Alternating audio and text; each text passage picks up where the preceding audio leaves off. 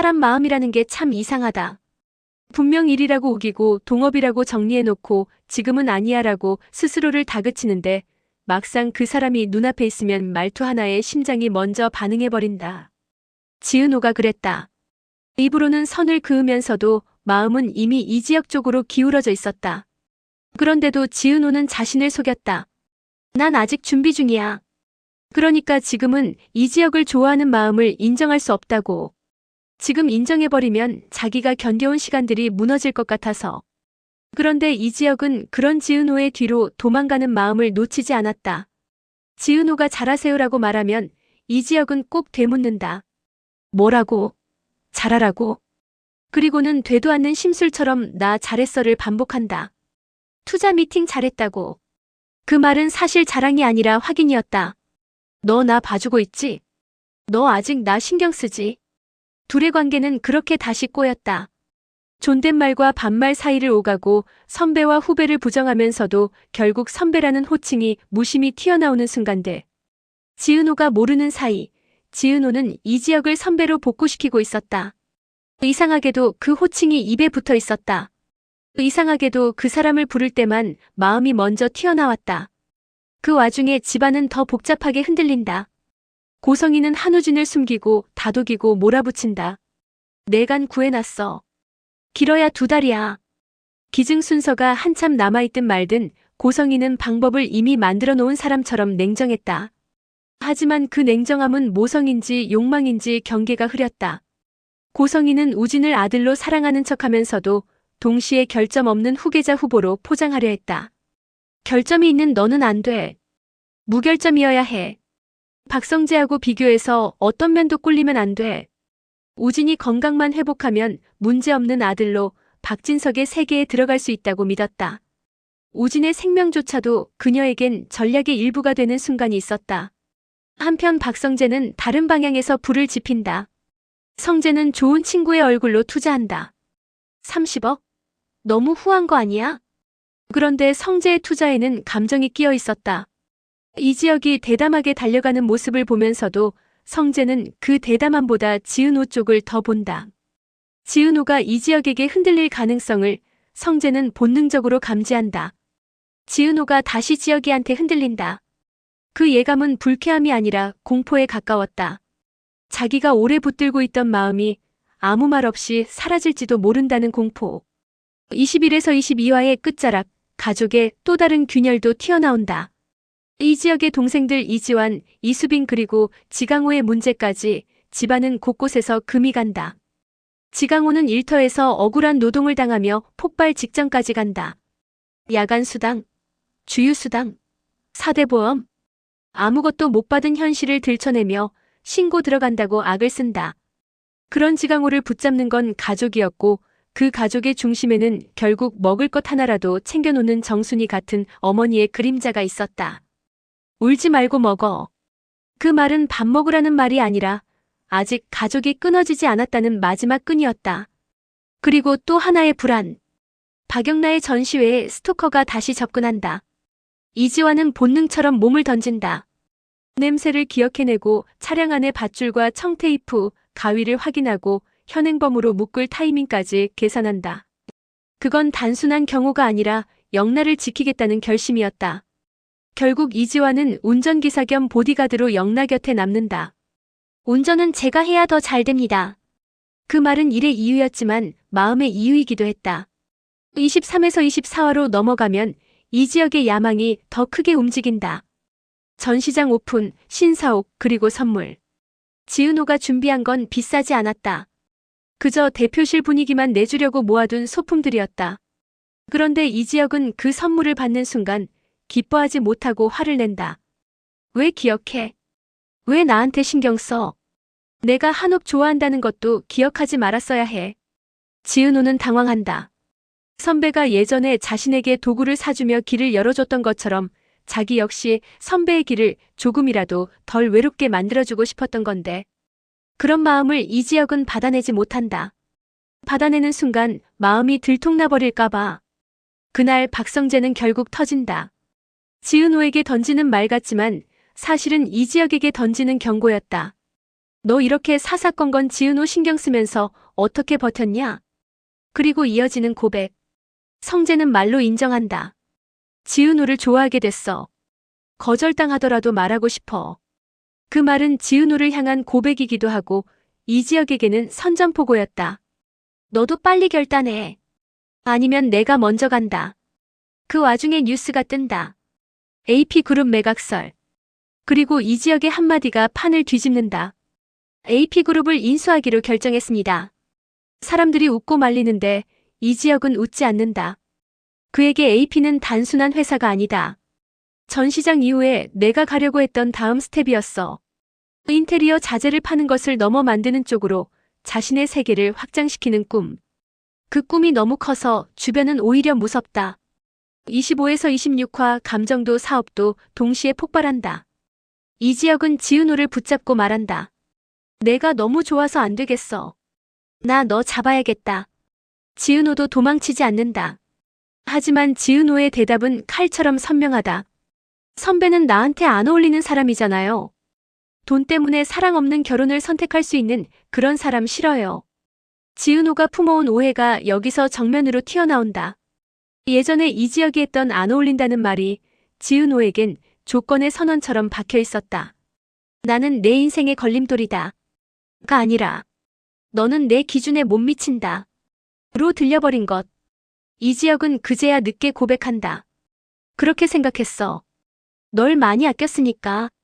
너는 더 좋은 남자를 만나야 한다고. 그 말은 배려였지만 동시에 비겁함이었다. 지은호가 가장 듣고 싶었던 설명을 이지혁은 가장 늦게 내놓는다. 지은호가 더 상처받고 더 오해하고 더 멀어지고 나서야 한편 집안도 다른 방식으로 무너진다. 이수빈이 박성재에게 고백한다. 나 오빠 좋아하네. 이수빈은 처음엔 회사 일로 포장했지만 사실은 오빠를 보기 위해 거기 있었다. 박성재는 단호하게 끊는다. 나 이혼남이고 지혁이 친구고 넌 지혁이 막내 여동생. 다시는 그런 헛소리하면 너 지혁이 여동생으로도 안 볼 거야. 이수빈은 울면서도 웃는다. 거절당한 슬픔보다 자기 마음을 들켜버린 부끄러움이 더 커서. 그리고 사건의 큰 축이 돌아가기 시작한다. DNA 등록. 등록하신 DNA하고 일치하는 사람 찾았습니다. 지은호의 친모가 잃어버린 딸을 찾은 것이다. 그날의 충격은 지은호에게도 정순이에게도 그리고 이지혁에게도 같은 무게로 내려앉을 준비를 한다. 27에서 28화 만남은 기적처럼 보이지만 기적답지 않다. 친모는 지은호 앞에서 무너진다. 눈앞에 두고도 못 알아봤어. 더 열심히 찾아볼걸. 그리고 친모가 꺼내는 말들. 잃어버린 날의 옷을 아직도 보관하고 있었다는 고백. 혹시 그 아이가 고생하면서 살고 있었으면 어떡하나. 그래서 그날 입었던 옷을 입고 나왔어. 그 말에 지은호는 흔들린다. 세상이 준 죄책감이 아니라 엄마라는 존재가 가진 본능 같은 것이 지은호를 흔든다. 나를 버린 게 아니라 잃어버린 거라면? 그 질문 하나로 지은호의 마음은 계속 무너진다. 그런데 이지혁 쪽도 무너진다. 보양건설이 투자 취소를 때리고 AP 인수는 날아갈 위기다. 이지혁은 핸드폰을 꺼버린다. 배고파서라는 이유로 밥을 같이 먹자는 말만 남기고 스스로를 방에 가둔다. 그때 이상철이 아들의 등을 친다. 나 같으면 회장님이라도 찾아가겠다. 애미져야 본전이란 말도 모르냐? 이상철은 거칠지만 현실적이다. 이지혁은 그제야 왜 그 생각을 못했지라는 얼굴로 밖으로 뛰쳐나간다. AP 회장과의 첫 미팅은 참혹하다. 사업은 돈이야. 어디서 감정팔이야? 회장은 젊은 이지혁을 비웃는다. 하지만 이지혁은 지지 않는다. 회장님 변하셨네요. 10년 후쯤 AP와 아주 닮아 있는 회사가 있을 겁니다. 그때 대표 이름 한번 보십시오. 그 말은 객기처럼 들리지만 사실은 자기 인생을 걸겠다는 선언이다. 그러던 중 또 다른 폭탄이 터진다. 한우진의 간이식 공여자가 갑자기 취소. 수술이 열흘도 안 남았다. 친모는 멈추지 않고 말한다. 딸이니까 손님처럼 떨굴 순 없어서. 그리고 엄마라고 불러줘. 그 한마디가 지은호의 심장을 쥐어뜯는다. 이지혁은 그 와중에도 지은호에게 흔들린다. 호떡을 건네며 말한다. 좋아하는 여자니까 신경 쓰지. 지은호는 차갑게 밀어낸다. 그 얘긴 지난번에 다 끝난 얘기잖아요. 이지혁은 끝까지 말한다. AP도 할 때까지 할 거고 너한테도 할 때까지 할 거야. 지은호가 하고 싶은 대로 하라고 말하면서도 결국 자기는 끝까지 갈 거라고. 그 밤 AP 회장이 움직인다. 이지혁 대표한테 회사 넘기신답니다. 회장은 고백하듯 말한다. 확인이 필요했지. 열망이 큰 건지 근성까지 있는 건지. 끝장을 보는 놈인지 보고 싶었다고. 그렇게 AP는 이지혁에게 넘어온다. 이지혁은 드디어 사업에서 승리를 얻는다. 하지만 승리의 순간에도 불안이 스민다. 박성재가 지은호에게 던지는 말 때문이다. 너무 우연이잖아. 클라이언트로 만났어. 그런데 생모야. 그런데 간이식이 필요해. 너무 퍼즐이 딱 맞지 않니? 지은호는 화를 낸다. 지금 내 친어머니를 의심하는 거예요? 하지만 그 말은 사실 의심하지 않으려는 몸부림이었다. 믿고 싶은 마음이 너무 커서 의심은 죄처럼 느껴졌으니까. 2930화. 이 모든 일이 한꺼번에 터진다. 이지혁은 AP 인수를 가족 앞에서 밝힌다. 이상철은 전기기능사 실기 시험에 합격한다. 가족은 오랜만에 웃는다. 대박이다. 우리 집 큰오빠가 진짜 큰 회사 사장 됐다는 거야. 그 웃음은 잠깐이다. 곧바로 지은호에게도 판결이 내려온다. 지은호 씨 적합입니다. 지은호가 한우진에 간 공여자 조건에 맞는다. 그 말이 떨어지는 순간 친모의 얼굴이 바뀐다. 눈물과 감사가 아니라 이제 됐다는 안도처럼 보이는 찰나가 있다. 지은호는 그걸 보지 않으려 한다. 하지만 시청자는 안다. 여기서부터 진짜 지옥이 시작된다는 걸. 지은호의 마음은 갈라진다. 한우진을 살릴 수 있다. 하지만 그 선택이 정순이를 죽일 수도 있다. 정순이는 엄마라는 단어 자체로 상처받는다. 내가 엄마라고 생각하면 이럴 수는 없는 거야. 간이식해줄 거면 너 나하고 인연 끊어. 그 말은 협박이 아니라 비명이었다. 25년을 딸로 키운 사람이 느끼는 공포. 내가 엄마가 아닌 세상에 오면 나는 뭐지? 라는 공포. 친모는 더 무섭게 밀어붙인다.